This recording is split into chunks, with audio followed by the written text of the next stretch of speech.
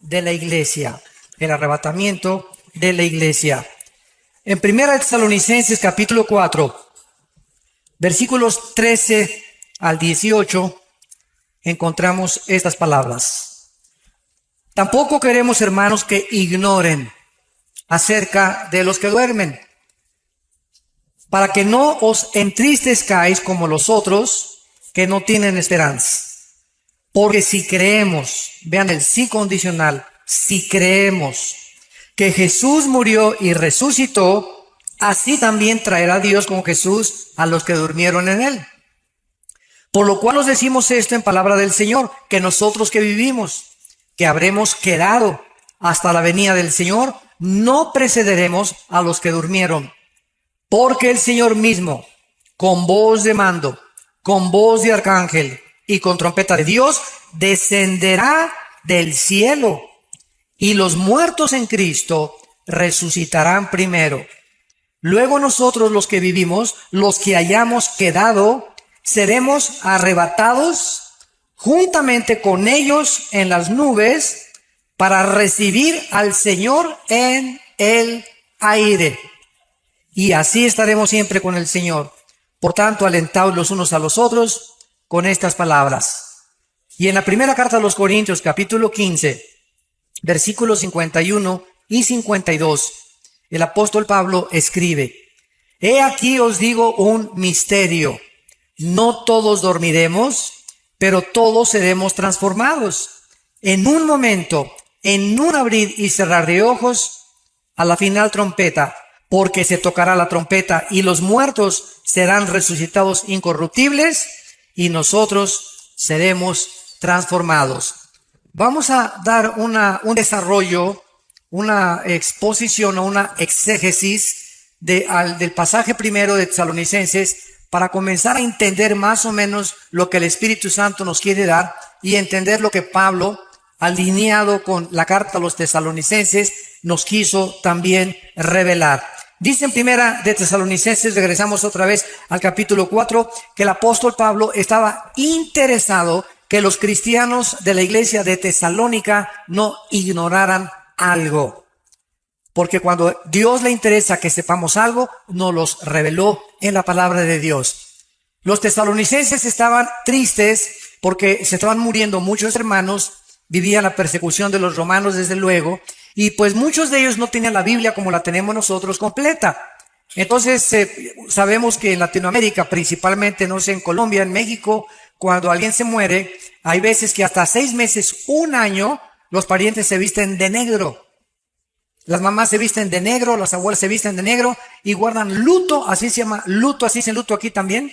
Luto 6 meses o 1 año. Y llore al muertito. Y hay veces que te encuentras a personas que perdieron un hijo hace 3 años o 5 años y siguen tristes, siguen acongojadas, siguen con mucho dolor interno. Esto no puede ser así con los hijos y las hijas de Dios.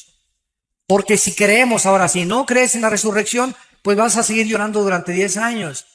Pero cuando alguien se muere cercano a nosotros, hay una mezcla de dolor porque somos seres humanos y es bueno llorar, es terrible no llorar.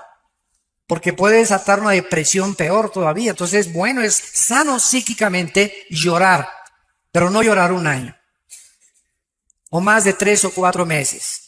O tal vez, ¿verdad? De vez en cuando tienes algún recuerdo de un hijo, de una hija, de tu esposo, ex esposa o y salen las lágrimas, no hay ningún problema. Pero estar constantemente en estado de tristeza es contra la salud mental, porque es terrible psicológicamente y además es una manifestación tremenda de incredulidad a la resurrección de Jesucristo.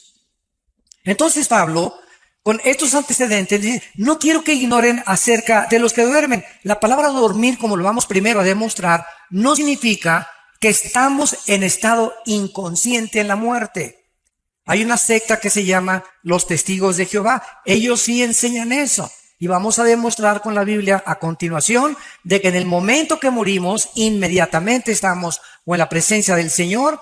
Los cristianos y los no cristianos descienden al centro de la tierra, donde se encuentra todavía el infierno, para esperar que pase los 1000 años del reino milenial de Cristo y resucitar, Apocalipsis 20 del 11 a 15, para el juicio del gran trono blanco. Entonces, hay varias resurrecciones en la Biblia.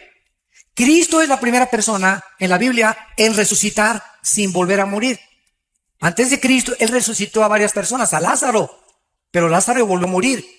Por eso se le llama en Colosenses el primogénito entre los muertos. El primero en su género que ha resucitado para jamás morir. Porque en cuanto murió, dice Romanos 6, al pecado murió de una vez para siempre. Vayamos a Génesis 35 y veamos y demostremos con la Biblia a dónde se va el alma y el espíritu, o qué es lo que pasa en el momento de la muerte. La Biblia es el único libro que nos revela de qué forma tan maravillosa hay vida después de la vida, y que nuestros seres queridos que ya partieron están, que Riviera Maya, ni Hawái, ni la costa francesa, están en un lugar de descanso, tranquilos, aleluya, gloria a Dios. Y vamos a ver como a la mitad de la conferencia que nos están diciendo a nosotros, apúrense. Y nosotros aquí, alguien se muere en la ambulancia, hacemos lo imposible, y abren la paso a la ambulancia y el muertito, y con los electroshocks, levántese, ¿verdad? Para hacerlo morir, porque queremos que siga sufriendo con nosotros. Esa es le decimos en México, esa es la neta, es la realidad. Si supiésemos que el morir es ganancia, y que el morir es el final de la vida terrestre, pero que después de la muerte, para eso Cristo vino al mundo, para vencer la muerte y decirnos, yo soy la resurrección y la vida. Juan 11, 25 y 26. Y si ustedes creen en mí, ustedes van a volver a resucitar igual que yo lo hice. Si Cristo no hubiera resucitado, no hubiera cristianismo. Porque la base del cristianismo no son dogmas, no son leyes, no son rituales, no son ceremonias. El cristianismo permanece en pie o se cae con la resurrección de Cristo. Es la base, la piedra angular del cristianismo, que su fundador volvió a vivir de entre los muertos. En Génesis 35, versículo 18, dice, y aconteció que al salírsele el alma. En la traducción la nueva versión internacional que le dije que es una de las peores, dice el suspiro. Imagínense nada más. Digo, por favor, esta palabra alma, en el original hebreo, es la palabra nepesh. Apúntala. Como suena nepesh, con SH. Se pronuncia nepej. Al morir, algo se sale que etimológicamente esta palabra no se puede traducir suspiro, o lo dejó. Hay otras traducciones que he leído que dice, y al morir lo dejó. ¿Que lo dejó qué cosa? Gasparín, el fantasma, que se fue de nosotros, ¿verdad? Y por eso es tan importante establecer el origen etimológico de las raíces hebreas y griegas para un estudio mucho más profundo de lo que Dios nos quiere decir. Ahora vamos a compararlo con el versículo 29. Y exhaló Isaac el espíritu y murió. Aquí se usa otra palabra hebrea, que se escribe ruach, con R de Raúl, A-C-H. Se pronuncia ruach. Por ejemplo, cuando hablamos del Espíritu Santo, el Espíritu Santo es Ruach el Kadosh.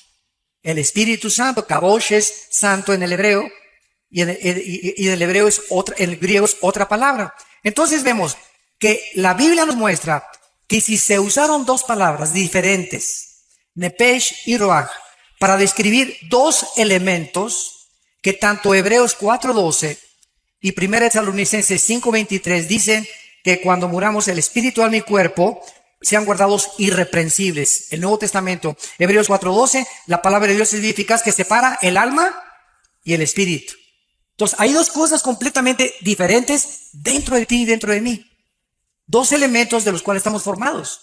Concluimos que somos un espíritu, tenemos un alma y vivimos dentro de un envase, dentro de un casco, dentro de un cuerpo corruptible que día a día está muriendo celularmente. Pero dentro de nosotros, el valor de lo que está dentro de nosotros, dice en 1 Corintios, tenemos este tesoro en vasos de barro.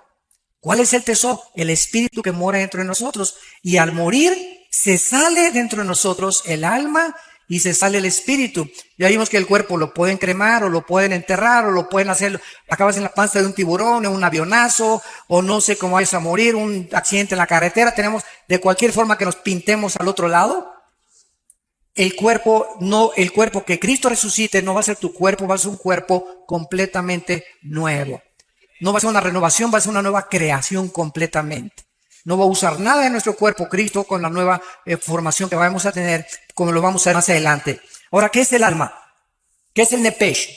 El alma es el asiento de las emociones, de los sentimientos, del intelecto y de la voluntad. Y hay dos palabras que se usan como sinónimos en el Antiguo Testamento, que es alma y corazón. Cuando dice la Biblia, sobre todas las cosas guarda tu corazón, es el alma. El corazón es el centro de mis sentimientos, de mi voluntad, de mi intelecto y de mis emociones. Emociones, sentimientos, voluntad e intelecto. Y cuando hablamos nosotros entonces del alma, nos damos cuenta que cuando nosotros nacimos como lo vimos en las primeras conferencias, con cuerpo y con alma, pero el espíritu murió con Adán. Nacimos muertos. Efesios 2:1, muertos espiritualmente ante Dios, separados de Dios, de la comunicación. Se rompió la comunicación, se rompió el contacto con la fuente de energía. Y nacemos los seres humanos sabemos que en lo más profundo, dice Colosenses 3:11, Dios puso la eternidad en nosotros. En los egipcios, en los jíbaros, en los aucas, en los aztecas, en los mayas, nunca ha existido una civilización, ni una tribu, ni una cultura que no haya creído en vida después de la vida. Los egipcios enterraban a sus muertos con comida, con sus armas. Algo les decía que las iban a necesitar. Los hindúes, los griegos, los babilonios, los egipcios, los sumerios, los asirios, los egipcios, todas las culturas a través de toda la historia siempre han tratado de invocar algo, inventar algo, y como no saben, agarran un tronco, fabrican un dios y se hincan ante la obra de sus manos. O agarran un yeso y fabrican con la piedra un ídolo y se hincan ante el ídolo. O si no, adoran al sol o a la luna o a una pirámide, pero el hombre es incorregiblemente, como dijo Sigmund Freud, religioso. Y esta religiosidad no la pueden explicar, ¿verdad? Los psicólogos, ni los psiquiatras, ni los antropólogos o sociólogos, porque esta religiosidad es simplemente la eternidad con la cual nacimos y tenemos una sensación de que algo trasciende esta vida. Tiene que haber algo que trascienda esto. Y por eso los ocultistas, los brujos, hacen comunicación con los espíritus, con el espíritu de Cuauhtémoc, con el espíritu de Cristóbal Colón, comunicarse con el más allá, los ovnis, seres extraterrestres, siempre estamos buscando algo que trascienda nuestro mundo, porque sabemos que no es todo lo que hay aquí en el planeta Tierra. Y dice Jeremías 17:9, engañoso es el corazón, más que todas las cosas. En el original hebreo dice, chueco y torcido, naciendo en los sentimientos, las emociones, el intelecto y la voluntad de los seres humanos. Nacimos así, chuecos. Mis sentimientos son engañosos, mis emociones son engañosas, mi intelecto está deteriorado y estoy completamente lejos de la voluntad de Dios. Tienes que nacer de nuevo, le dijo Dios al hombre más religioso de Israel, Nicodemo, Juan capítulo 3. Entonces, esta es la razón por la cual no debemos de confiar en nuestras emociones y sentimientos, porque son engañosos, torcidos, completamente desviados de la voluntad de Dios. Y cuando comenzamos a Dios, viene la reprogramación de mis sentimientos y mi voluntad. Y ahora Dios me dice, Armando, no hagas caso de tus sentimientos, haz caso de lo que dice la palabra de Dios. Obedéceme. Y hazme caso. Es que, hermano, me dice una muchacha, me casé, me estoy enamorada de Chencho, hermano, y tiene convertible, y tiene una carrera, y tiene dinero, pero no es cristiano, pero estoy seguro que se va a convertir cuando nos casemos. Perdón. Entonces yo le digo a esta muchacha, mira, fíjate lo que sucede. Cuando una persona cristiana viola la palabra de Dios porque cree que los fines justifican los medios o porque cree que son puros pretextos y se casa con una persona que no es cristiana, en ese momento el bien está haciendo y queda empoderado debajo del mal. Porque cuando el bien se pone bajo el mal aprisiona al bien y pierdes la brújula del Señor y tú acabas convirtiéndote en la religión de tu esposo. O acabas siguiendo las cosas de tu esposo. ¿Por qué? Porque desobedeciste a Dios. Y Dios no puede ser burlado. Cuando tú haces un negocio y haces socio del 50% de tus acciones a una persona que no es cristiana, estás violando 2 Corintios capítulo 6. No os unáis en yugo desigual con los incrédulos. ¿Qué comunión tiene la luz con las tinieblas? Y cuando me uno a las tinieblas, el mal derrota al bien. El bien solamente puede derrotar al mal mientras permanece de lejos. Alguien me ha dicho, ¿y por qué Cristo se juntaba con los pecadores? Pero se juntaba para hablarles de Cristo, por favor, para hablarles de la salvación, para llamarlos al arrepentimiento, no para echarse unas chelas con ellos. Ni para brindar con tequila de México, ¿verdad? Entonces es muy diferente. Entonces, si tú tienes un amigo que es no cristiano y es tu mejor amigo, tu mejor amiga, te va a acabar jalando y te va a acabar influenciando, porque dice en Jeremías que ellos se conviertan a ti y no tú a ellos. Entonces, si tienes una persona que no es cristiana, es para estar hablando de Cristo y traerla a Cristo. Y si ella te rechaza y te dice, no, ¿sabes una cosa? No vuelvas a salir con esa persona. Porque salgo contigo para hablarte del Señor y para tratar de hacerme tu amigo, para ganarte para el reino de Dios. Pero si hay un rechazo continuo a esa persona que tú consideras tu mejor amigo o mejor amigo hacia las cosas de Dios, ten mucho cuidado porque Dios te puede abandonar. En el sentido no de que pierdas la salvación, sino que pierdas el poder para atraer a esa persona y esa persona te va a jalar al pecado. Tarde o temprano. ¿Qué es el espíritu? El espíritu es la parte inmaterial del ser humano, apúntala, a través de la cual conocemos, adoramos y servimos a Dios. Juan 4:24, porque Dios es espíritu. Entonces, a Dios se le tiene que conocer solo a través del Espíritu Santo. Si ninguna persona en esta mañana o en esta tarde no tiene al Espíritu Santo, aunque te pongas en flor de loto, meditación trascendental, budismo zen, y te vayas a un parque, te concentres, etcétera, etcétera, te estás comunicando con espíritus malignos que te van a engañar. Cristo dijo en Mateo 11:25 al 27, nadie conoce al Padre sino el Hijo y aquel a quien el Hijo lo quiera revelar. ¿Quieres conocer a Dios? Nadie puede conocer a Dios sin antes conocer a Cristo, porque es Cristo el que nos da a conocer al Padre. Es imposible conocer a Dios sin Cristo primero, porque Cristo lo vino a revelar y Él es el que nos lleva al conocimiento del Altísimo y del Señor de los cielos y de la tierra.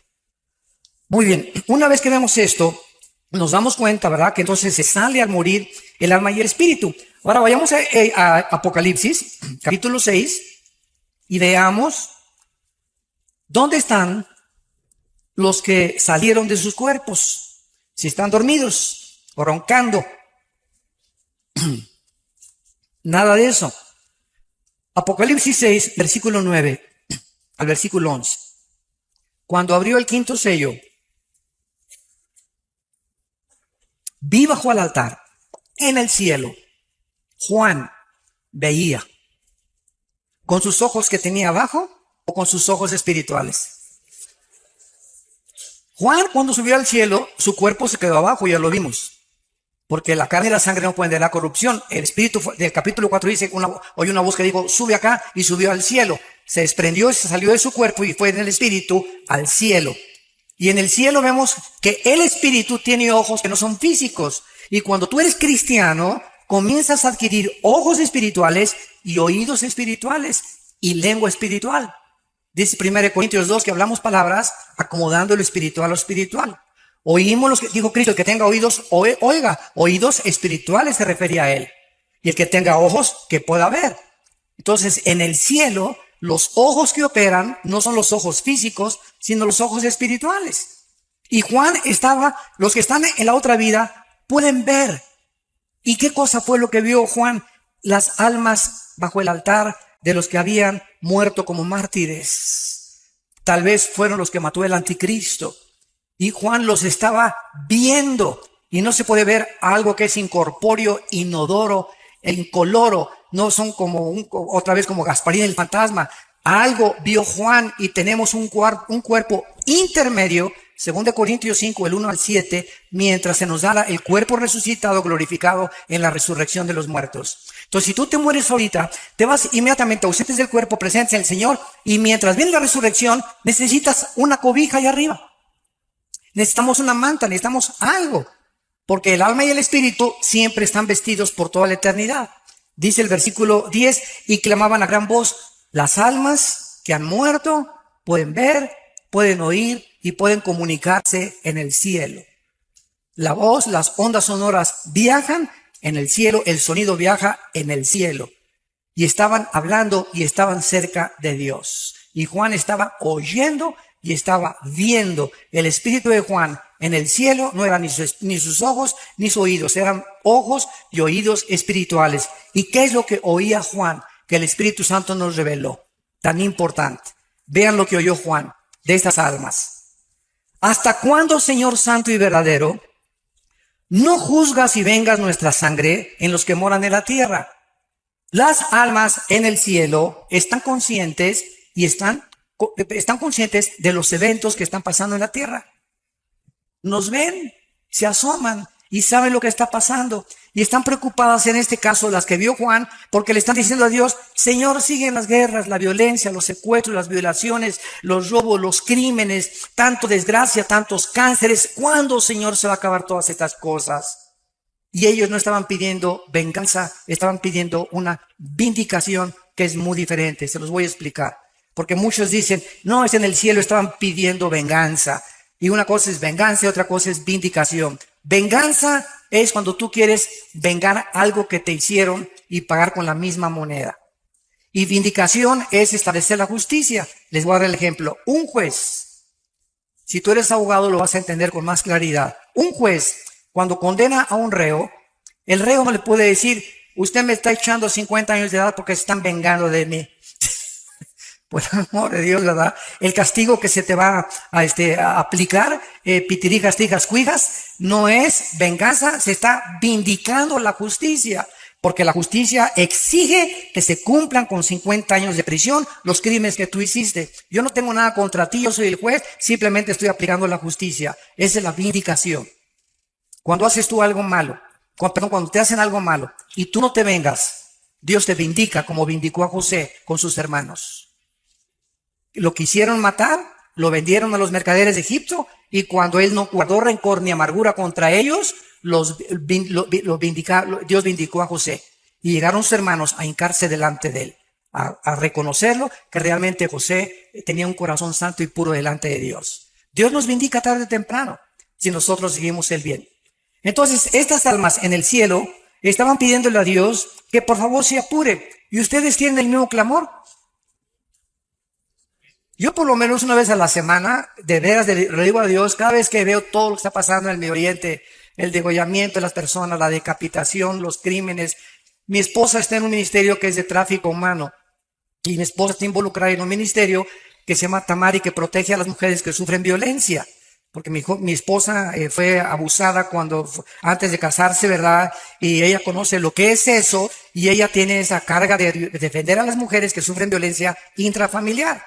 Y estamos, ¿verdad?, tratando de ayudar a las personas que son raptadas. Tenemos contacto con organizaciones transnacionales e internacionales para poder ayudar a este grupo de personas y de niños que se están vendiendo tremendamente en el mercado, en el mundo. Y a muchos los matan para sacarles los órganos, el corazón, los riñones, y los desaparecen y aparecen como desaparecidos, nunca los encuentran, y se encuentran vendiendo en el tráfico internacional de órganos. Un corazón de un niño vale $50,000.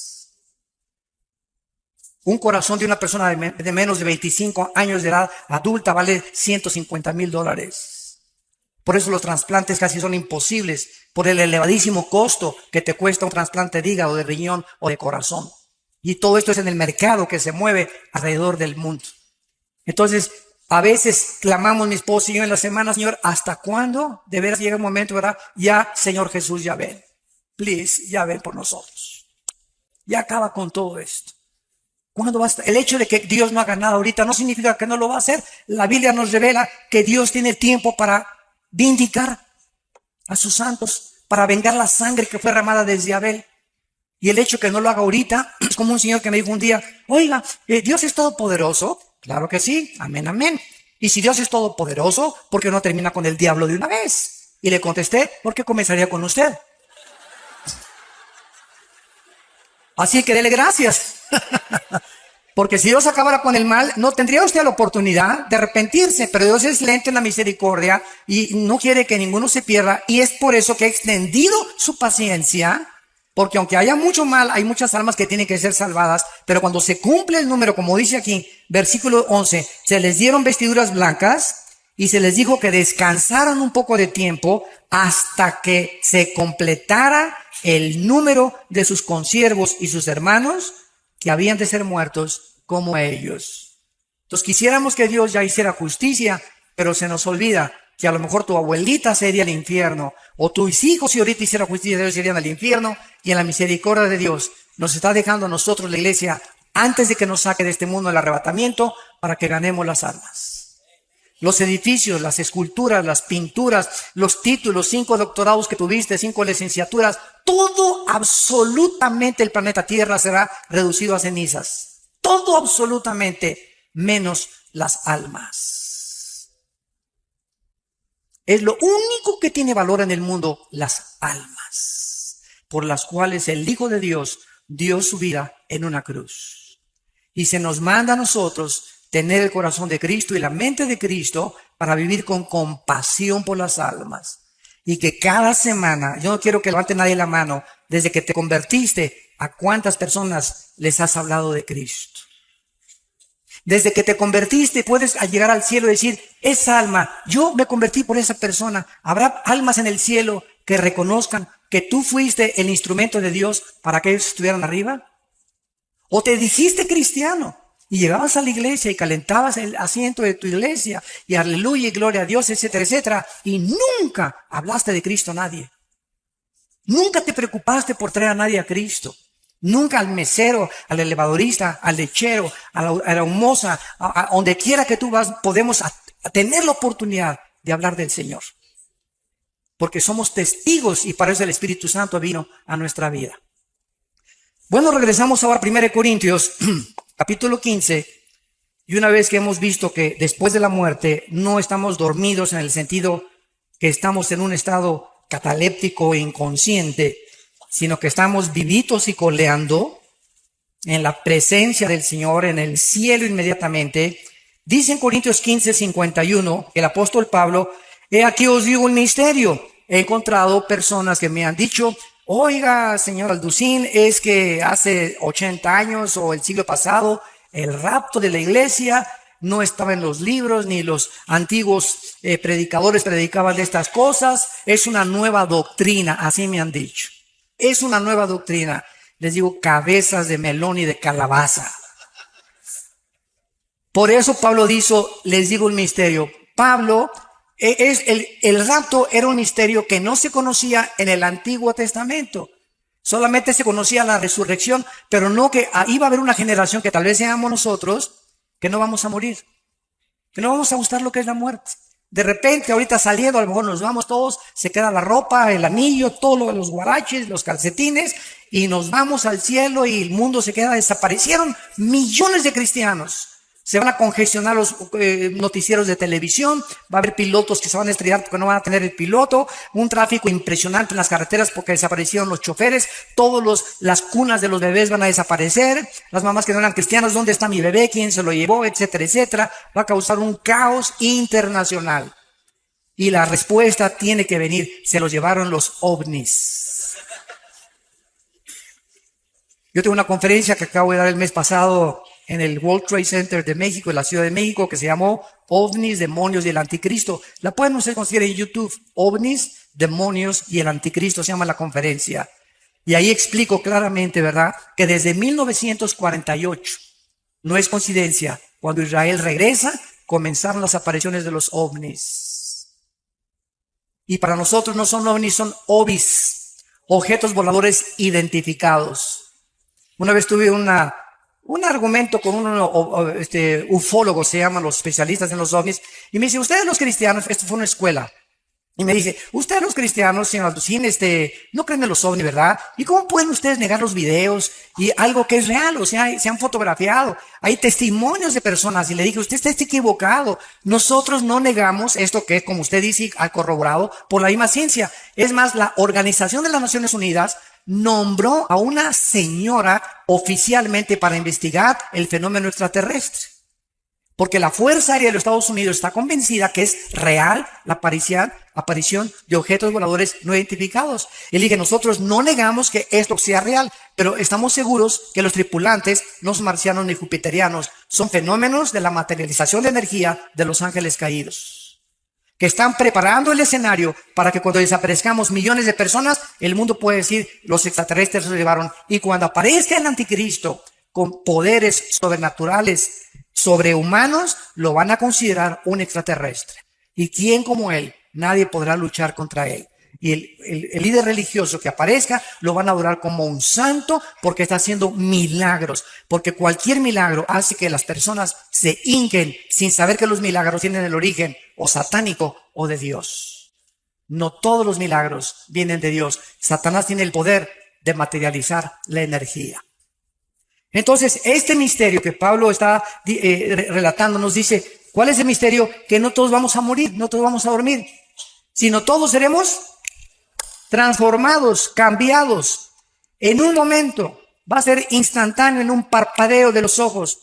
Y dice a la final trompeta. Muchos han dicho que es a la final trompeta del Apocalipsis.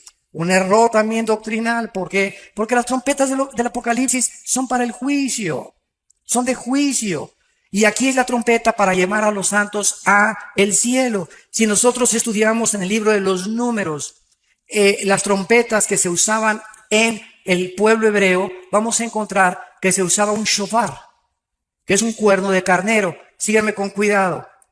Cuando acampaban cuando acampaban todos los israelitas, las 12 tribus alrededor del tabernáculo, este, oeste, oriente y occidente, cuando acampaban alrededor, siempre el tabernáculo miraba hacia el oriente. Y cuando necesitaban, no tenían iPhones, no tenían correo, no tenían teléfono. Para poder movilizar al pueblo, cerca de 2 millones de personas, usaban los sacerdotes shofares y tenían 2 toques. Escuchen, el toque para que se reunieran todos en el campamento era así. Seguido, sin parar. Y cuando era una emergencia, córranle, empaquen las cosas porque nos vamos, porque el enemigo nos ataca. Era... Cuando era intermitente, era de emergencia. Y la trompeta que se va a sonar es la de Yom Teruah, la fiesta de las trompetas. Porque Cristo cuando vino cumplió 4 fiestas y faltan 3 que se cumplan. Las 7 fiestas de Israel están relacionadas con Jesucristo. Y las 3 que faltan son las de las trompetas, la de Yom Kippur y la de los tabernáculos. Las tabernáculos las vamos a cumplir en el milenio, pero faltan las trompetas. Y cuando venga Cristo en las trompetas es el arrebatamiento de la iglesia. Y las 3 fiestas que faltan caían en el mes de Tishri, que es el mes de septiembre. Tal vez por eso fue el ataque a las Torres Gemelas el 11 de septiembre. Los acontecimientos que han convulsionado al mundo han sido en septiembre. Ahorita se esperan las lunas de sangre en septiembre, etcétera, etcétera. Yo no estoy diciendo, no digan, el hermano dijo que en septiembre nos vamos. Tengan cuidado lo que oyen. Yo no estoy diciendo eso. Estoy diciendo que coincidieron las fiestas y que la final trompeta que se está estableciendo aquí Pablo se está refiriendo es la última trompeta de la fiesta de las trompetas. No puede ser la última trompeta Apocalipsis porque esas son para juicio y estas son para... Dios nos está llamando y solo nosotros la vamos a oír. Así que acostúmbrate a lo que acabo de tocar ahorita. Ándale. Y por eso los shofares, ¿verdad? Tú vas a Israel y te venden los shofares y es dificilísimo tocar. Si la trompeta es difícil tocarla, más un shofar. Pero el toque es increíble. Nadie suena como el cuerno de un carnero o los shofares. Entonces, veamos ahora, veamos a Tesalonicenses y dice así la explicación. Primera de Tesalonicenses 4, versículo 15. Por lo cual os decimos esto en palabra del Señor, que nosotros que vivimos, los que habremos quedado cuando venga el Señor o hasta la venida del Señor, no precederemos a los que durmieron. O sea, si viene Cristo hoy en la tarde, hoy en la noche, a las 10 de la noche, vamos a suponer, antes que nosotros seamos arrebatados, van a resucitar todos los que murieron de Pentecostés a nuestros días. Los santos del Antiguo Testamento van a resucitar hasta la segunda venida de Cristo. ¿Cómo lo sabemos?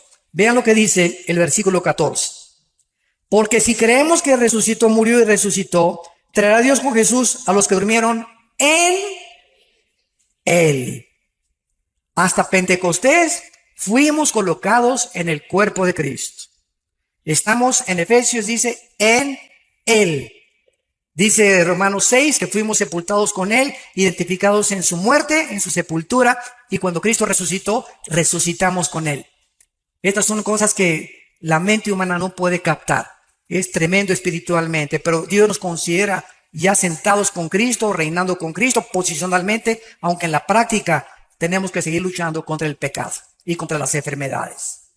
Entonces, solamente desde Pentecostés se formó la iglesia, y desde Pentecostés los que reciban a Cristo estamos en el cuerpo de Cristo mediante el bautismo del Espíritu Santo. Los otros cristianos o fieles que murieron antes de Pentecostés van a resucitar hasta la segunda venida de Cristo. Daniel 12, versículo 2.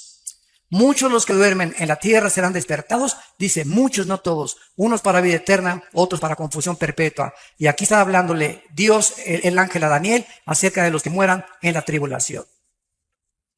Ahora, cuando nosotros resucitemos, ¿quién fue el primero en resucitar? Cristo. Después seguimos nosotros. Vean cuántas resurrecciones va a haber. Después de nosotros van a resucitar los 144,000. Después van a resucitar los 2 testigos, Apocalipsis 11. Después van a resucitar los santos del Antiguo Testamento, llevan 5 resurrecciones. Y después van a resucitar al final del milenio los que entraron sin cuerpos al reino milenial, cuando Cristo venga y no estaban glorificados, y van a tener que resucitar para vivir en la eternidad y en la nueva Jerusalén con Él. Entonces la Biblia menciona más de 5 o 6 resurrecciones. La primera fue Cristo, 1 Corintios 15:52. Primero es Cristo y las primicias después, que somos nosotros. Y después los que durmieron en Él.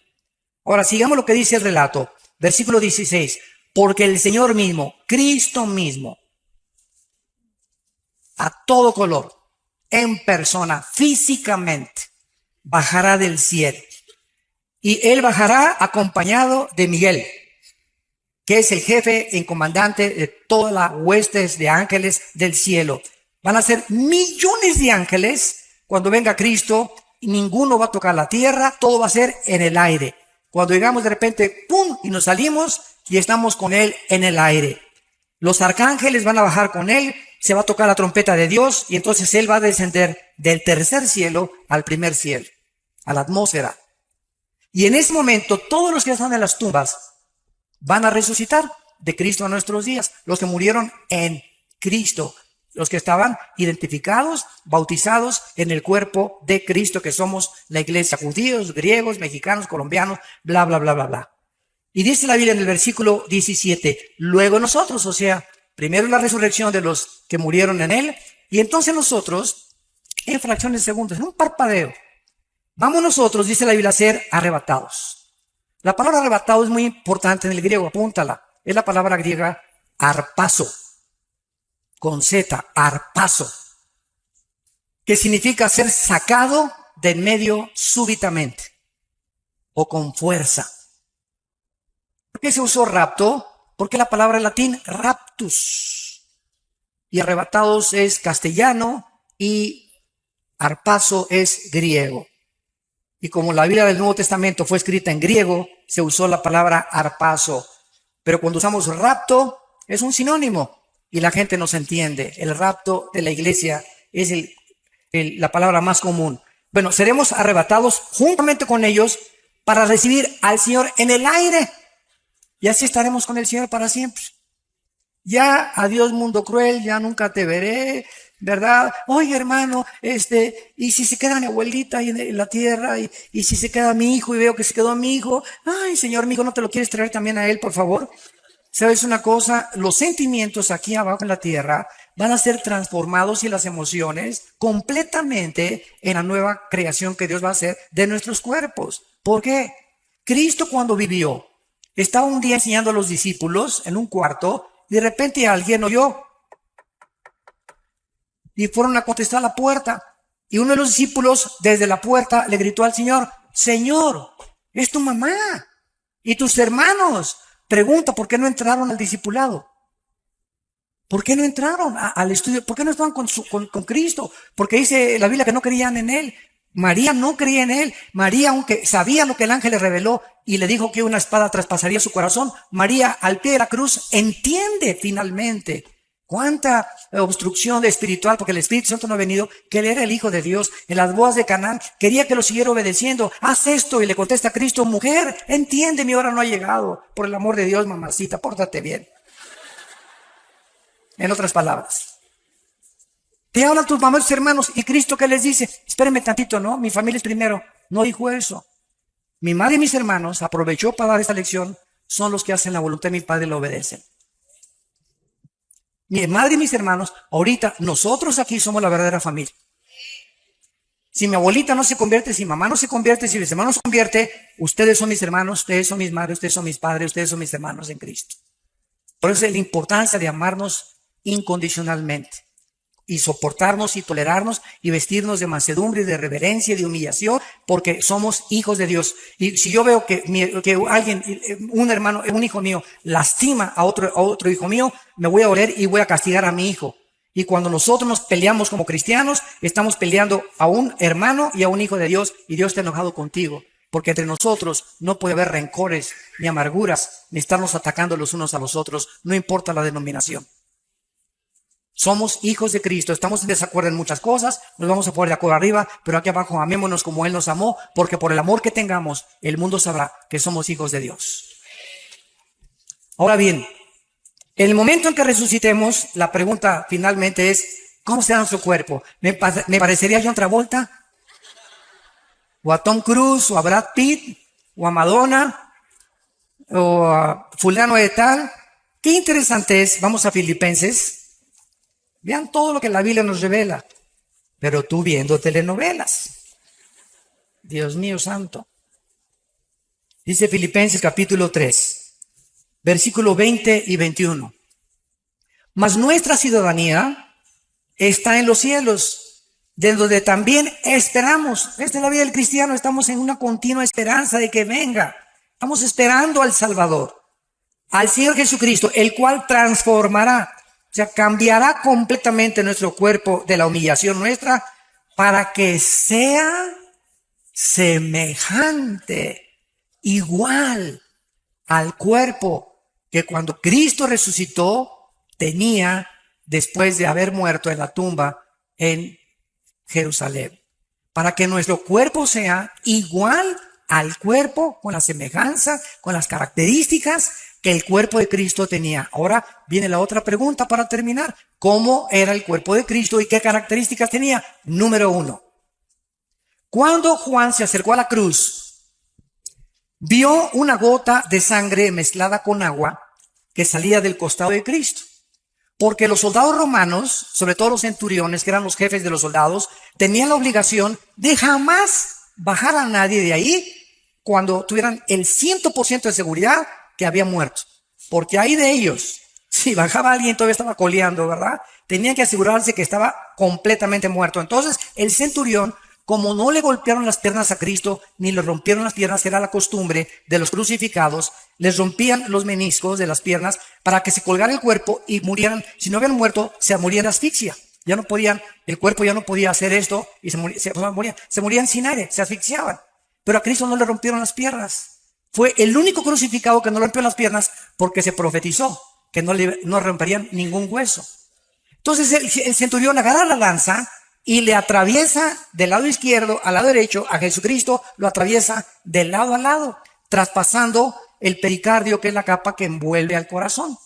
Y cuando Juan se acerca y escribe hace 2000 años, señores cardiólogos que nos escuchan, ateos o escépticos, vio una gota de sangre mezclada con agua, y la cardiología moderna testifica que cuando esto se combina, el agua con la sangre, es por una rotura del pericardio, de la capa pericárdica, que es la que envuelve todo el corazón. Esto nos explica, esto es impresionante, el Salmo 22. Porque el Salmo 22 es un salmo que escribió David 1000 años antes de la crucifixión. Comienza, Dios mío, ¿por qué me desampararon? Y explica lo que Cristo estaba experimentando en la cruz, 1000 años antes de que Él fuera crucificado. Y pone, clavaron mis manos y mis pies, sobre mi ropa jugaron suertes, y entonces dice el Salmo, mi corazón fue como la cera derritiéndose en medio de mis entrañas. Pregunta, ¿de qué clínicamente, cómo podemos decir que ocasionó la muerte de Cristo? ¿No murió de asfixia? No murió de desangramiento, porque cuando ya salió la sangre mezclada con agua, ya no tenía una sola gota de sangre en su cuerpo. El corazón fue como cera. Lo que ocasionó la muerte de Cristo fue que el corazón le explotó de dolor.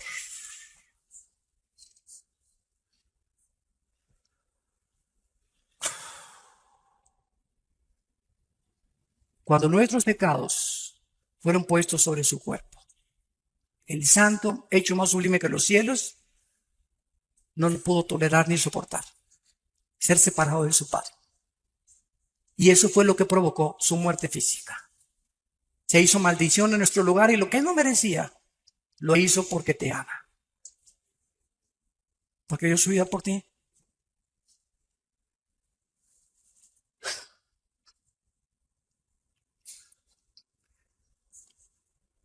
En segundo lugar, vamos a Lucas capítulo 24 y veamos otra característica de Jesús cuando resucitó.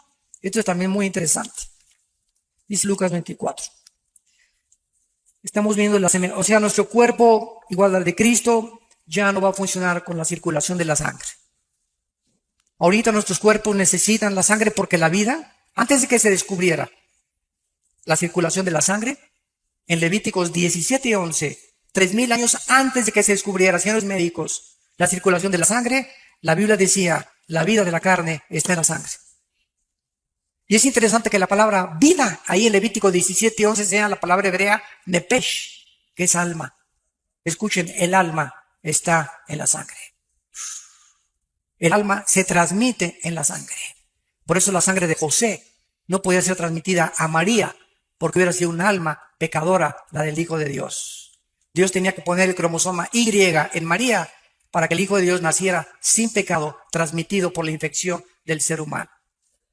Entonces no vamos a tener sangre, vamos a estar regidos por otras leyes fisiológicas. Dice en Lucas 24, versículo 36, mientras ellos hablaban de estas cosas, aquí estamos viendo a los judíos, a los discípulos, apóstoles, ya caminando, todavía Jesucristo ya había resucitado. Jesús se puso en medio de ellos y les dijo, paz a vosotros, shalom, shalom, shalem, tranquilos, calmados, mantengan la serenidad interior, que es lo que la palabra shalom abarca como 10 traducciones de la palabra shalom en el hebreo.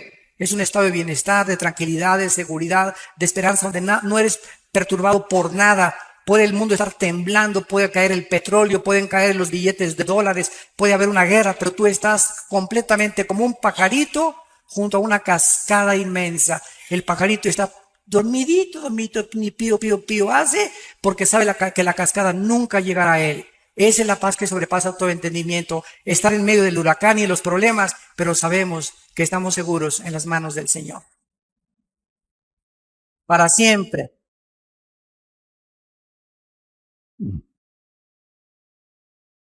Entonces, espantados y atemorizados, pensaban que veían espíritus. Pero él les dijo, ¿por qué están turbados y vienen a vuestro corazón estos pensamientos? Miren mis manos y mis pies, y yo mismo soy. Palpen y vean, porque un espíritu no tiene carne ni huesos como veis que yo tengo. Y diciendo esto, les mostró las manos y los pies. Y como todavía ellos de gozo no lo creían y estaban maravillados, les dijo, ¿tienen por ahí algún guisado colombiano? La Biblia menciona casi siempre los pescados y la miel como los alimentos, el mejor alimento que puede el ser humano tener, el pescado y la miel. Y está demostrado con el tiempo, ¿verdad? Que la miel la puedes tener, nunca se echa a perder la miel. Es impenetrable por ninguna bacteria ni por ningún microbio. Bueno, haciendo a un lado esto, vemos que el cuerpo de Cristo no tenía sangre. Al mismo tiempo, el cuerpo de Cristo era un cuerpo que se materializaba y se desmaterializaba a voluntad. Podía atravesar las paredes y podía ser tocado, y tocaban algo sólido los discípulos. Y en tercer lugar, nuestros cuerpos nuevos vamos a seguir comiendo. Adán, antes de pecar, comía. Entonces, y dice en Apocalipsis 22 que habrá el árbol de la vida en la Nueva Jerusalén. ¿Por qué? ¿No se han preguntado esto? El árbol de la vida aparece en Génesis 2 y en Apocalipsis 22. Nada más, el árbol de la vida. Antes del pecado, participaban del árbol de la vida. Y después del pecado, dejaron de participar del árbol de la vida. Ahora participamos del árbol de la vida, que es una representación de Cristo. Pero cuando muramos con cuerpos ya glorificados, vamos a participar del fruto que Adán rechazó. La pregunta es ¿por qué? Porque Dios nos muestra que aún resucitados y eternos con Él, jamás seremos dioses. Siempre dependeremos de Él. Ningún ser humano será autónomo jamás en toda la eternidad, y ni jamás tendremos la deidad. Porque Dios es el único que existe con el Padre y el Espíritu Santo. Entonces, es la cuarta. Y la última característica está en Hechos capítulo 1.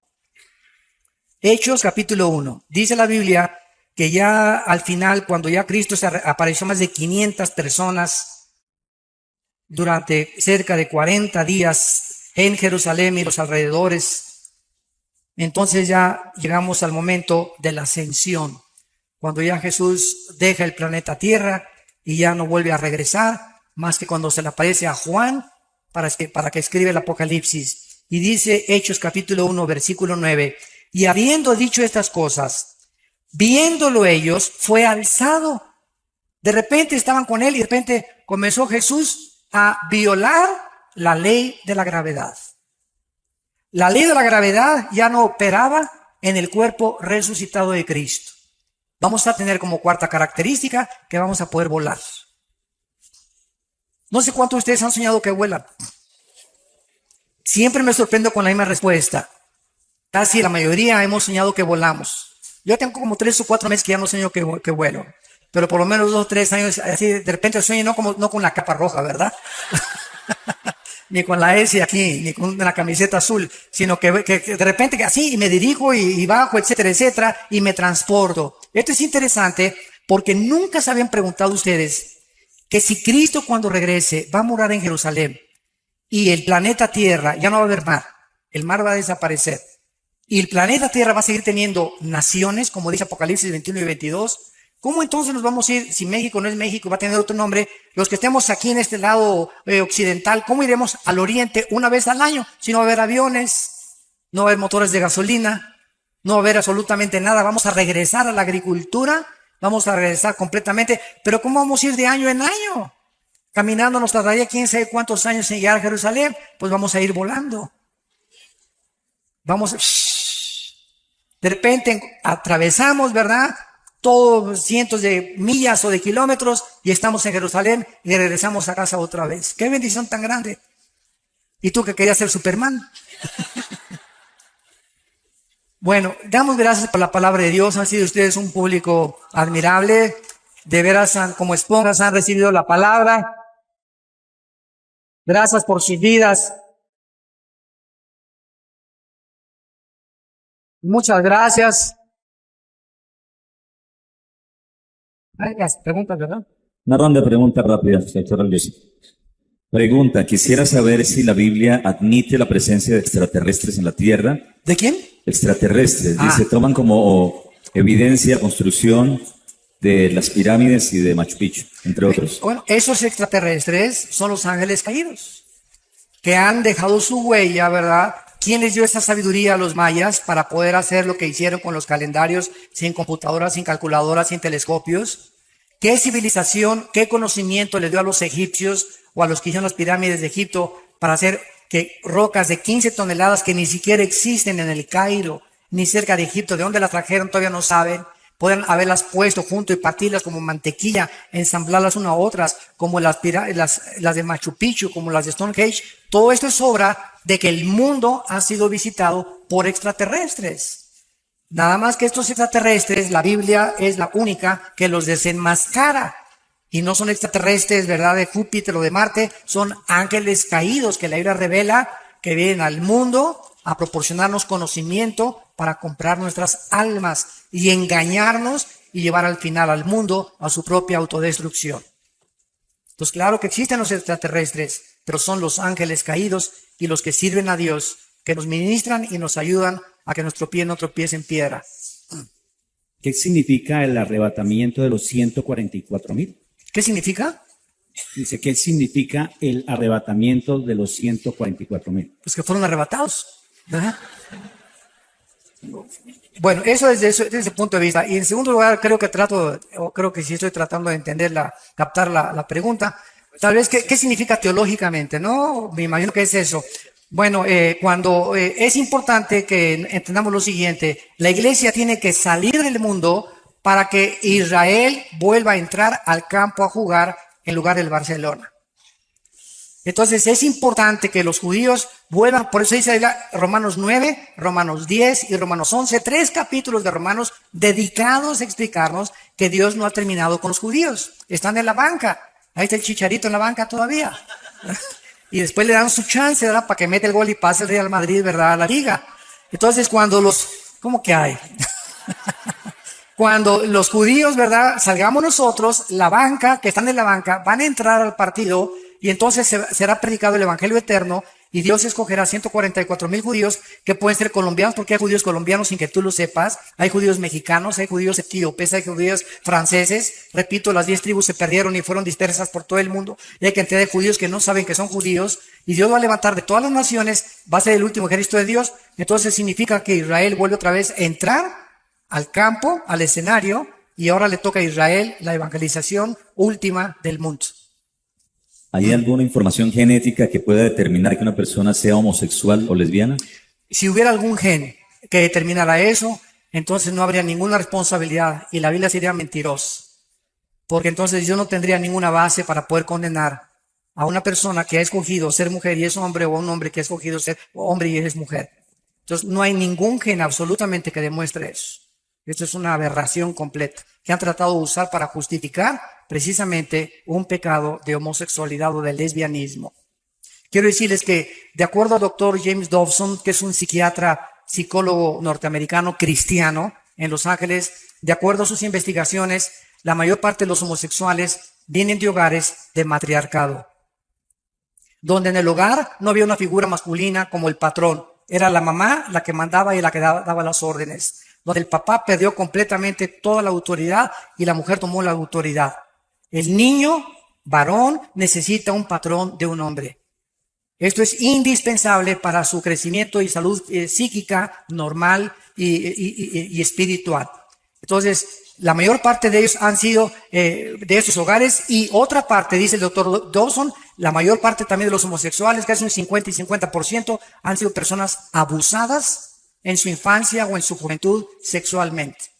Hay muchachas que desgraciadamente tienen una experiencia sexual antes de casarse a los 14, 15 y 6 años de edad, y fue horrible esa experiencia, y entonces agarran un odio inconsciente contra los varones, y en ese momento Satanás te manda una señora, véngase para acá mi nena, aquí te cuido yo, etcétera, etcétera, y sin que se den cuenta comienzan a desarrollar un amor hacia las mujeres y un odio hacia los varones. Y cuando se dan cuenta ya cayeron en la trampa de Satanás, y no son lesbianas porque hayan nacido, sino porque están lastimadas emocional y psíquicamente. Lo mismo con los varones. Muchachos, mi esposo y yo a todos los homosexuales y los que tenemos en la iglesia, porque tenemos muchos y los aceptamos. Pero les decimos, los aceptamos porque la iglesia es un hospital. Pero ustedes tienen que cambiar su conducta y echarle ganas y disipularse y confesar su pecado. Y si a los 6 meses o un año no han cambiado, no los mandamos a un campamento de jóvenes. Ni que enseñen en la escuela dominical, ¿verdad? Tampoco. Tienen que pasar 4 o 5 años, ¿verdad? Para que podamos realmente ver que hay fruto. Decía David Wilkerson, un grande hombre de Dios que fundó los Teen Challenge, el desafío de la juventud, los centros de rehabilitación más grandes cristianos del mundo. Él el pastor en Times Square de la iglesia pentecostal Asambleas de David.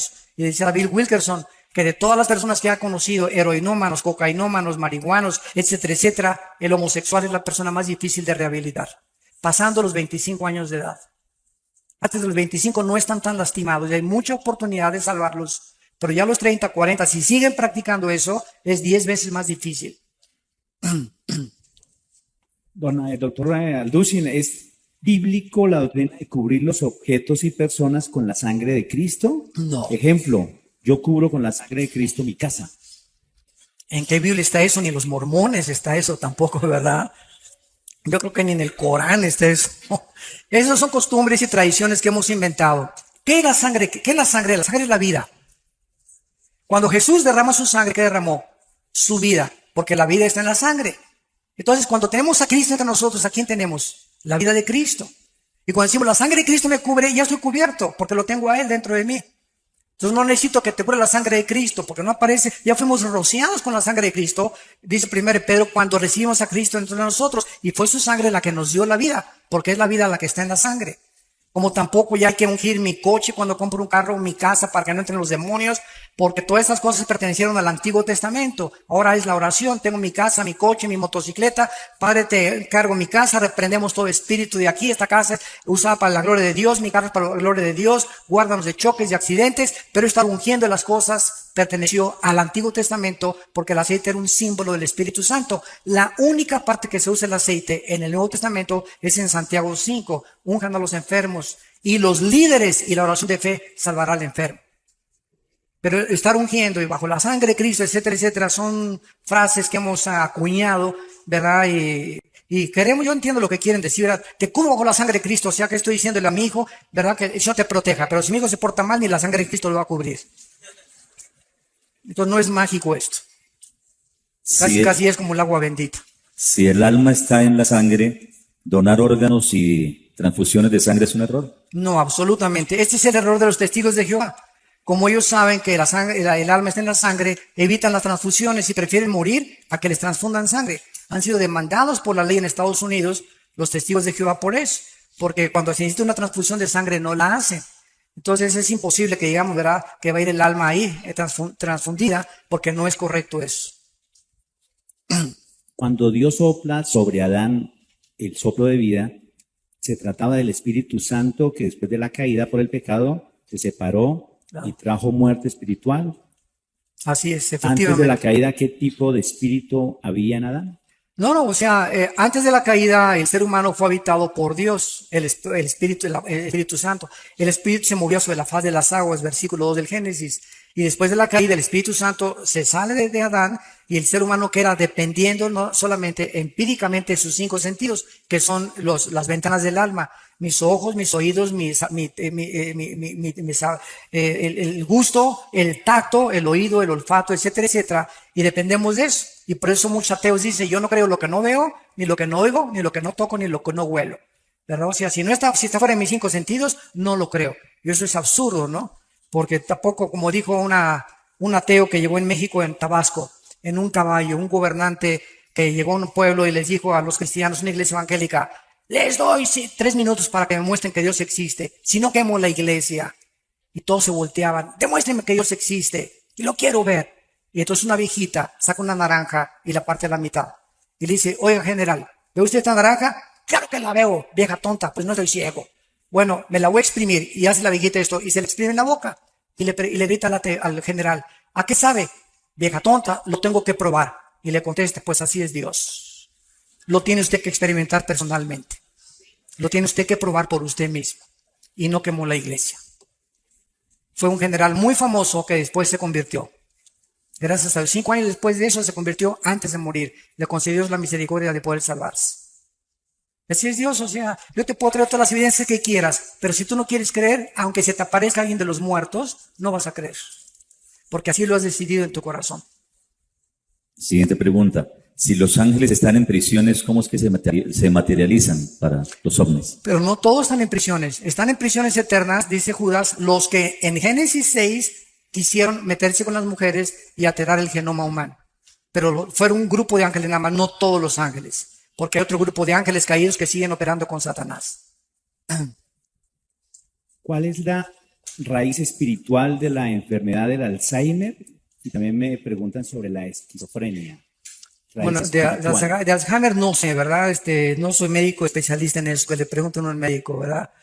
No sé realmente de dónde venga. El síndrome de Down, pues es un cromosoma que falta, ¿verdad? O que está agregado de más. Pero Alzheimer no sé, tal vez, me han dicho muchísimas veces que el café evita el Alzheimer, ¿verdad? Y que el ejercicio y la memorización tal vez. Entonces parece que es genético. Hay un gran índice de enfermedades de origen genético, como la diabetes. Hay personas que son flacas y las conozco yo y tienen diabetes tipo 2. Y hay gordos, tan feliz como Santa Claus que no tienen ni diabetes.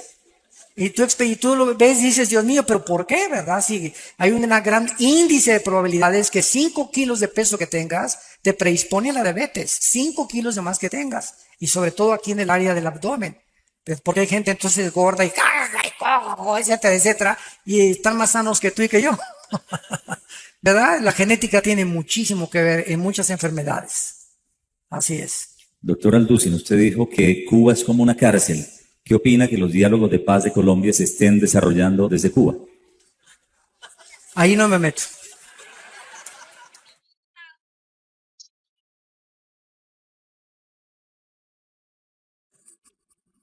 No me meto porque estoy en un país que no es mi país, no sé las intenciones del gobierno actual colombiano, no puedo juzgar así porque no estoy muy inmiscuido ni profundizado en este problema político ni con las FARC tampoco. Entonces, disculpen, no puedo opinar en algo que no tengo la suficiente información, ¿verdad?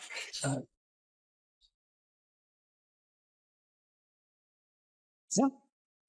Si Dios no hace acepción de personas y Él dice su palabra, clama a mí, yo te responderé, te enseñaré cosas grandes y ocultas que tú no conoces, ¿por qué Dios, así como hizo con Juan y Pablo, no puede mostrar a alguno de sus hijos el cielo o el infierno, doctora Lucy? Porque Dios no está interesado otra vez, ¿verdad? Dios no está interesado, dice ahí la que lo amamos sin conocerlo en Primera de Pedro. Entonces, el justo por la fe vivirá. No es por la vista, es por lo que oímos y lo oímos por la palabra de Dios. Entonces, si nosotros vemos, ya no es fe. Pero si creemos lo que no vemos, Romanos capítulo 4, entonces verdaderamente estamos justificando que somos hijos de Dios. Porque la fe es la certeza de lo que se espera. La fe está relacionada con el futuro, con algo que no veo. Pero estoy convencido, aunque no lo vea, que viene a mí. La convicción de lo que no se ve, la certeza de lo que se espera. Entonces, si no están estos factores involucrados, no es fe. Entonces, si estamos viviendo en un mundo donde necesitamos ver, ya no estamos caminando por fe. Y el diablo es especialista en tratar de que nos salgamos del camino de la fe y que dependamos otra vez de nuestros 5 sentidos. Yo no estoy en contra de las sanidades, de que los pastores en nuestra iglesia oramos por los enfermos. Mi hermano y yo hemos liberado, como ustedes no se imaginan, a personas endemoniadas casi en último grado. Hemos oído a los demonios cómo nos han hablado y nos han maldecido, etcétera, etcétera. Es un mundo que es real, que si ustedes lo vieron y son ateos o agnósticos, se dan cuenta que esto no es una paranoia ni un enfermo psiquiátrico. Son entes trabajando dentro de seres humanos y de animales. Y oramos por los enfermos también, pero sabemos que dentro de la soberanía de Dios, a Él le agrada sanar a unos y a otros dejarlos enfermos. Cristo nos sanó siempre a todos. En la piscina de Bethesda, ¿verdad? Sacó a uno y todos los demás siguieron ahí enfermos. Entonces, es la soberanía de Dios. Dios sigue sanando y Dios sigue haciendo milagros, pero no estamos buscando eso de Dios, sino que Él obre soberanamente y que sane al que Él quiera. Pero siempre tenemos que orar por los enfermos, donde quiera que tengamos la oportunidad, oremos por ellos, porque Dios los puede sanar y Dios sigue haciendo milagros, pero ya no depende de nosotros, depende de su soberanía, ¿verdad? ¿Qué opina de la Iglesia Ministerial de Jesucristo Internacional que da profecía colectiva masiva? ¿Cuál es esa? ¿La de José Luis Ramírez? ¿Que él dice que es Dios o cuál es esa? No sé cuál es. Mira, no, eso es un movimiento político. Dice que dan profecía colectiva y generalizada. ¿Pero es evangélica o dentro de qué está clasificada? Cristiana. Si es cristiana no me meto, no quiero criticar a nadie, ¿verdad? No sé nada, no estoy informado, no sé por qué oran, por qué no oran, qué profecías dan, etcétera, etcétera. Lo único que sabemos es que si alguien está profetizando lo que va a suceder, no es un profeta de Dios. Porque el profeta ya no es el que anuncia cosas futuras, sino el que habla para edificación, exhortación y consolación. 1 Corintios 14, 12. Muy bien. ¿Hay otra pregunta? Cuando se nombró al actual o se eligió al actual Papa, cayó un rayo en el Vaticano. ¿Esto fue alguna señal? Ya te Darío. Yo le dije a mi esposa, esto no es una coincidencia, que haya exactamente caído en la cúpula de San Pedro, el momento en que esta persona estaba ahí, ¿verdad? Y ya los presagios que no es un buen presagio, desde luego eso sabemos que no es, puede ser una señal de Dios de que algo se viene más adelante o se avecina algo, ¿verdad? O que algo malo va a suceder, pero no sabemos, o sea, hacer especular. Lo único que sabemos es que no es coincidencia, fue algo real, fue algo impresionante que fuera en la mera cúpula de San Pedro, y esto desde luego que no es algo positivo, ni es algo bueno, ni una bendición, ¿verdad? Entonces no sabemos qué realmente detrás, qué se encuentra. Hay preguntas que en realidad la gente quiere escuchar una respuesta y veo que esta es de mis hermanos de Venezuela que nos acompañan hoy. ¿Cree usted que la situación que se vive en Venezuela, el socialismo y otros países que se unen al socialismo, es parte de lo profético o tiene algún fin esta situación que se vive en Venezuela? Bueno, otra vez, sin querer inmiscuirme mucho en política, solamente puedo decir lo siguiente, ¿verdad? Que mientras no haya una oposición, no hay democracia. Y mientras algún gobierno no le permita a la oposición votar y expresarse libremente, se acabó la democracia. Entonces es una farsa, ¿verdad? Y si algún gobierno está profesando una cierta democracia y con los hechos y las acciones demuestra lo contrario, pues está demostrando completamente, ¿verdad?, que están engañados a sí mismos y que han adoptado otra clase, como tú lo acabas de decir, ya no es democracia, es un socialismo que tiene una tendencia tremenda hacia el comunismo y hacia la izquierda, hacia un gobierno totalitario y dictatorial. Doctor Alducin, ¿cómo se puede explicar la charla que tuvo Saúl con Samuel por medio de una divina?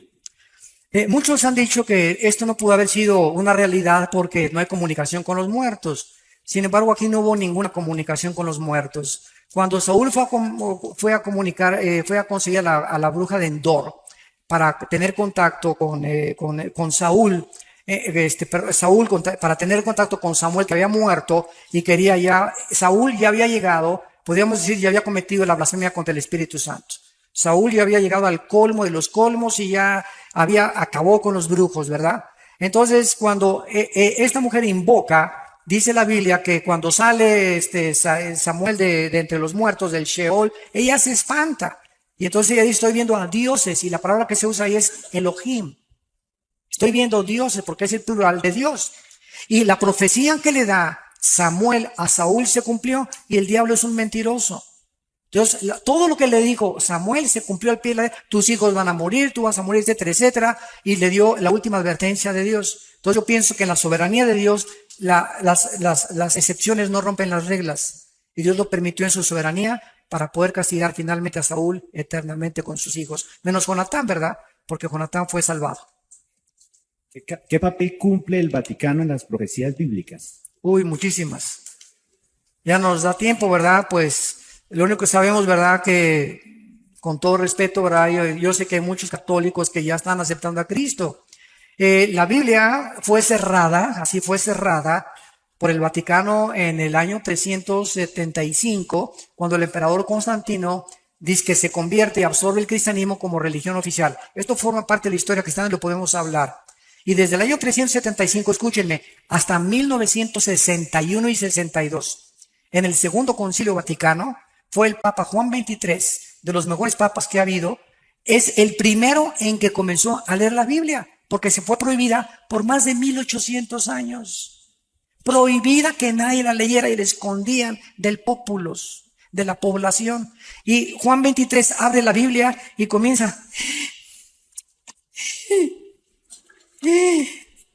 Dios mío, ¿verdad? ¿Cuántas cosas? ¿Y qué hace Juan XXIII? Comienza a ser iluminado en la soberanía de Dios y Juan XXIII comienza a quitar las imágenes, manda a quitar el latín de las misas y comienza a permitir que el pueblo lea la Biblia sin el imprimatur ni la autorización de un cardenal o de un obispo. Y desde la década de los 60 a nuestros días hay millones de católicos que leyendo la Biblia han recibido a Cristo como su Salvador. Y nos los vamos a encontrar en el cielo. Y hay muchos evangélicos que no nos los vamos a encontrar en el cielo. Aunque se llamaran evangélicos, van a estar en el infierno calientito, ¿verdad? Porque estamos llenos de personas en las iglesias evangélicas y no por ser evangélico eres cristiano. O porque tu papá es monja, tu tía es monja, porque tu papá es pastor, o porque tu tía es el cardenal de no sé dónde. Tienes que nacer de nuevo. Entonces, mientras tú no tengas una experiencia personal con el Hijo de Dios, tú no puedes estar seguro de tu salvación. Entonces, Dios es soberano. Ahora, claro que un católico que se convierte a Cristo tiene al Espíritu Santo y no tarda en salirse porque Dios no nos llamó a la idolatría. Y Roma es contraria a la salvación. El mensaje que predica Roma no es el mensaje de la salvación por la gracia, es la gracia más los sacramentos, la gracia más las buenas obras. Y Roma se sigue considerando la madre de la iglesia y fuera de Roma no hay salvación. Así que bueno, ¿verdad? Hay muchas profecías acerca del Vaticano y de la corrupción que han hecho con la palabra de Dios. Pero gracias a Dios por todos. Yo me encuentro con padres, que no les digo padres, les digo compadres, ¿verdad? En lugar de padres, sí, me siento más libre de decirles así, oye, compadre, no soy padre, no eres compadre, ven para acá, compadre. Y compartirles la palabra de Dios, ¿verdad? Una vez estuve en Guatemala me llevaron a un convento, les cuento esto rápido, es muy bueno esto, porque me llevaron a un convento de monjitas, unos pastores, y era una madre linda, la madre superiora. Y entonces les dije, ¿qué hacen aquí encerradas, hermanas? Y se voltearon, ¿cómo que qué hacen aquí encerradas? Le digo, sí, ¿qué hacen encerradas? ¿No leen la Biblia? Sí, claro que sí, pastor. Pues dice Mateo 28, 19, 20, vayan y prediquen el evangelio, ¿qué hacen aquí encerradas? El diablo las ha engañado, que se queden encerradas, y si siguen encerradas, ¿cómo van a salvar las almas? Y se volteaban a ver, unas otras comenzaron a persinarse, a sacar sus estampitas, y entonces la madre superiora me llamó a su oficina y me dijo, oiga, pastor, quiero hablar con usted. Oré con ella y recibió a Cristo. Dice, nunca lo habíamos considerado. Y dije, es la trampa más grande de los monasterios y los conventos. Dios no quiere que nos encerremos. Si nos encerramos, ¿cómo vamos a ganar las almas? Él dijo, vayan y prediquen el evangelio a toda criatura. Y el diablo los encierra para contradecir las órdenes de Jesucristo. Y eso fue lo que les movió el tapete para poder entender que estaban engañadas. No sé cuántas Dos más se han últimas preguntas, cometido, doctor ¿verdad? Alducin. ¿Qué?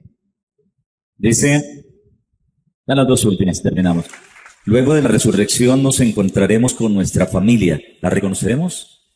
¿Que si nos vamos a reconocer? No, que si nos encontraremos en el cielo con las familias y si las podremos reconocer. Bueno, cuando Cristo llama en Mateo 17 a Juan, Santiago y Jacobo para que se transfigurara enfrente de ellos, apareció junto a Cristo Elías y Moisés, ¿se acuerdan de este pasaje? Y los apóstoles pues no había más Polaroid, no había fotografía, nadie había retratos de Elías ni de Moisés.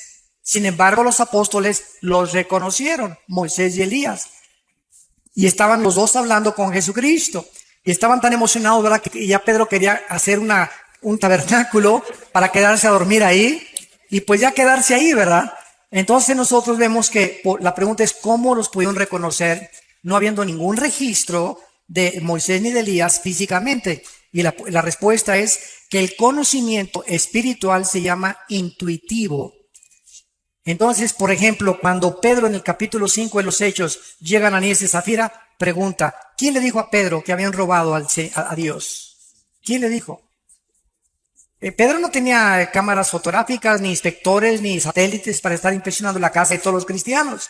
Y al llegar a Ananías, dijo, ¿por qué vendiste esta heredad en tanto? ¿Por qué me vienes a engañar a mí? Estás engañando al Espíritu Santo. Y viene Zafira, la esposa, y caen muertos, y gran temor cubre a la iglesia. ¿Qué quiero decir yo? Que cuando vayamos al cielo, vamos a saber, ahí está Adán. Nunca yo no sé ni cómo fue Adán. Pero va a haber un conocimiento intuitivo, espiritual, que me va a decir, ahí ese es Pedro, ese es Adán, ahí está Moisés. Y ese conocimiento intuitivo lo estamos comenzando a experimentar ya aquí en esta tierra, como lo experimentó Pedro. Yo les digo una cosa muy sincera, sin ganas de gloriarme. Hay mucha gente a la que yo veo y siento en mi espíritu cómo son realmente en la realidad. Y siento, ¿verdad? Este es un hipócrita, lo que me está diciendo no es verdad, o esta persona oculta algo, o hay veces que veo personas con una mirada velada. O sea, yo le digo a mi esposa, ¿te acuerdas la pareja que conocimos hoy? Él oculta algo. Él no es como es, no es una persona sincera, tiene una vida doble. No sé qué sea, pero no es una persona transparente, porque la lámpara del cuerpo son los ojos. Es un conocimiento intuitivo que no se obtiene a través de leer ni de investigar, sino se siente en el espíritu. Y mientras más crecemos en el Señor, más sensibles nos volvemos al discernimiento de espíritus. Hermano pastor, ¿puede repetir el sonido de las trompetas? Se grabó, ¿eh? De cumpleaños. Por tu cumpleaños. No es broma, no es broma. Es muy bromista y yo lo llamo y le digo, apóstol. Y me dice, ¿qué hubo, querubín? Apóstol de ¿Qué apóstoles. tanto? Exacto, que el tema de la apostolitis. Así rápido, Yo no rápido. acabamos aquí ahorita con eso. No, un resumen. ¿Cuánto hay de tiempo? 2 minutos. ¿Sí?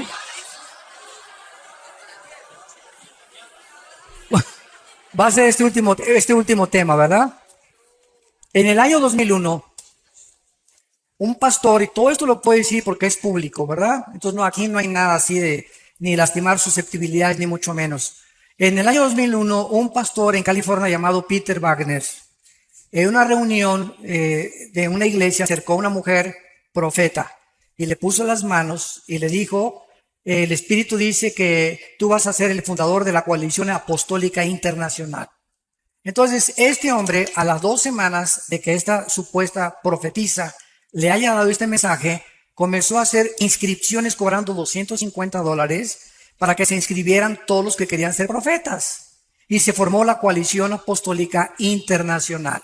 Posteriormente, en una ciudad de Centroamérica, se juntaron en un estadio como 50 pastores para autonombrarse ellos quiénes eran los apóstoles verdaderamente. Y de ahí para adelante, ¿verdad? Pues ahora ya casi todos son apóstoles y todos son profetas. Una vez en Enlace me entrevistaron, por eso no me vuelven a invitar, en un programa para entrevistarme y dije lo que estoy diciendo ahorita públicamente. Desde hace 2000 años, ni los padres de la iglesia, ni Juan Calvino, ni Martín Lutero, ni David Brainerd, ni D.L. Moody, ni George Whitefield, ni los grandes predicadores de la historia, ni Billy Graham, ni Luis Palau, ni Billy Sunday, nadie en 2000 años se había vuelto a autonombrar apóstol. ¿Por qué? Porque los apóstoles fueron escogidos por Cristo y tenían condiciones para ser apóstoles. Haber estado con Cristo desde el bautismo del río Jordán hasta su resurrección. Y como Pablo fue el único que no pudo cumplir estas condiciones, él se autonombra como un abortivo y dice, soy el último de los apóstoles. Yo, amigos míos que me dicen y los aprecio que son apóstoles, les digo, entonces Pablo fue un mentiroso porque tú eres el último. Y digo, y en la Nueva Jerusalén aparecen los nombres de los 12 apóstoles, le digo, y no encontré el tuyo.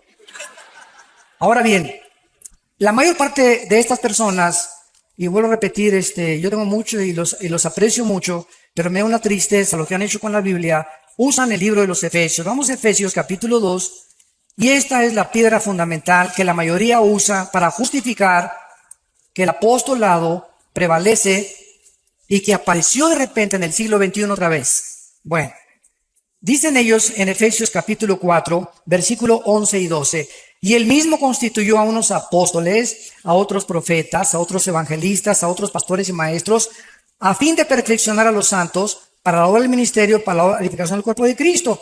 Entonces ellos contestan y dicen lo siguiente, porque he tenido muchos debates con ellos. Y siempre les digo, vamos a la palabra de Dios y a ver quién gana. Bueno, la respuesta, el argumento es esto. Fíjese, hermano, me dicen, fíjese usted muy bien lo que dice aquí, que estos 5 ministerios están hasta que lleguemos a la unidad de la fe y no hemos llegado. Digo, mi querido hermano, usted conoce las leyes en la Biblia de lo que se llama la hermenéutica. La hermenéutica es una rama de la teología que nos enseña cómo interpretar correctamente la exégesis de la Biblia. Y le dije, y si usted entiende que ninguna Biblia es de interpretación privada, vayamos a Efesios capítulo 2. A ver, acompáñame a leer Efesios capítulo 2, versículo 20.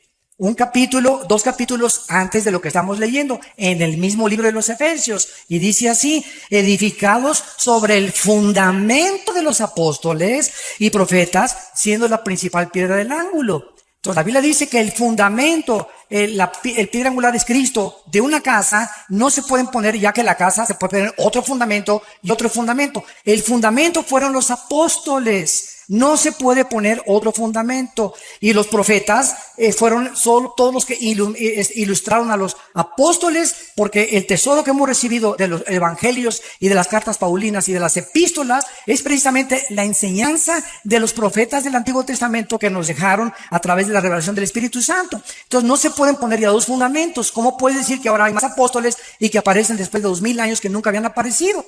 Entonces esto es absurdo completamente. Y les mostré también, ¿verdad? En Apocalipsis capítulo 2, la carta a Éfeso, que Cristo les manda y les dice lo siguiente: los felicito, ¿verdad? Porque han probado a los que se dicen ser apóstoles y no lo son. Ya en el primer siglo de la iglesia cristiana, Cristo está felicitando a una iglesia porque esa iglesia estaba probando, o sea, nunca los apóstoles en sus viajes misioneros nombraron a otros apóstoles, nombraron ancianos, nombraron diáconos y nombraron obispos. Nunca volvieron ellos a nombrar apóstoles.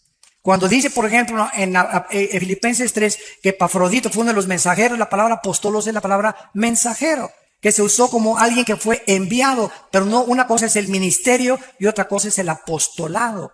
Entonces yo creo que hay muchos pastores que han edificado. Un apóstol verdadero es alguien que hizo 30, 40 iglesias después de 23 años de ministerio, reconocido por su integridad, tuvo un apostolado, pero no es apóstol. El oficio del apóstol desapareció.